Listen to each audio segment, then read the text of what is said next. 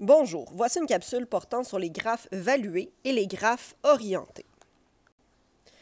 Donc, tout d'abord, on va parler des graphes orientés. Un graphe orienté, c'est un graphe dans lequel un sens va être attribué à chacune des arêtes à l'aide d'une flèche. À partir de là, les arêtes ne vont plus s'appeler des arêtes, elles vont s'appeler des arcs. De la même façon, lorsqu'on parle d'un graphe orienté, on va parler d'un chemin au lieu d'une chaîne et d'un circuit au lieu d'un cycle.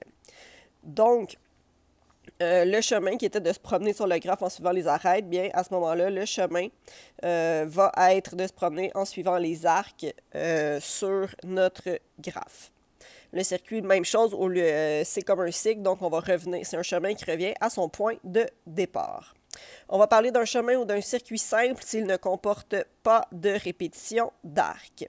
Ce qui va être important de faire attention ici, c'est la notation. Quand on va parler de l'arc AB, c'est l'arc qui va commencer du sommet A en se terminant à B. Et l'arc BA, c'est qui commence de B et qui se termine au sommet A. On va regarder ce que ça veut dire, alors que pour un graphe qui n'est pas orienté, on pouvait nommer l'arête dans n'importe quel sens. Donc ici, j'ai un graphe qui est orienté.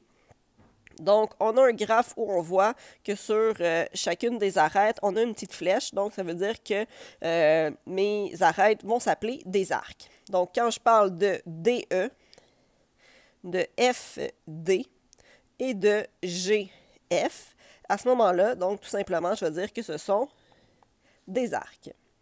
Si je parle de FDE, donc FDE, je vais parler que c'est un chemin. Et si je parle de GF, D1G, à ce moment-là, je vais parler que c'est un circuit. Et comme je l'ai mentionné tout à l'heure, DF, donc si je pars de D vers F, ça n'existe pas puisque la flèche était dans l'autre sens. Maintenant, lorsqu'on parle d'un graphe valué, c'est un graphe qui peut être orienté ou pas, donc ça peut être des arcs ou des arêtes, mais sur chacune d'elles, on va mettre une valeur. Donc, je vais avoir une valeur d'attribuer à chacun des arcs ou à chacune des arêtes. Dans un graphe valué, la valeur d'un chemin ou d'une chaîne, ça va être la somme des valeurs des arcs ou des arêtes. Donc, on va regarder ce que ça veut dire. Donc, ici, on a un graphe qui est valué puisqu'on a des valeurs qui sont sur chacune des arêtes.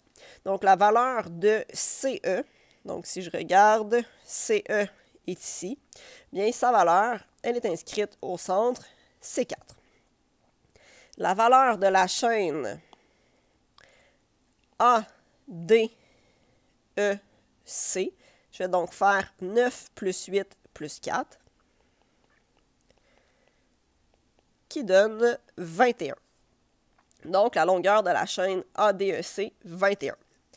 La valeur de la chaîne, donc, 21. La longueur de la chaîne ADCE, donc la longueur, si on se souvient bien, c'est le nombre d'arêtes que ça prend pour passer d'un sommet à l'autre. Donc, entre A et C, j'ai fait 1, 2, 3 arêtes, donc longueur 3. La distance entre A et C, c'est le plus petit nombre d'arêtes que je vais avoir à utiliser pour passer de un à l'autre. Donc, pour aller de A à C, le plus petit nombre d'arêtes que j'ai besoin, c'est 2. Finalement, la chaîne de valeur minimale entre A et C, on n'en parlera pas pour l'instant, donc on ne considérera pas cette information. Il va falloir faire vraiment attention entre le mot distance du langage courant et le concept de distance dans un graphe. Donc, la distance dans un graphe, c'est vraiment le nombre d'arêtes minimales que ça prend pour passer entre deux sommets, alors que la valeur, ça va être d'additionner les différents nombres. Merci!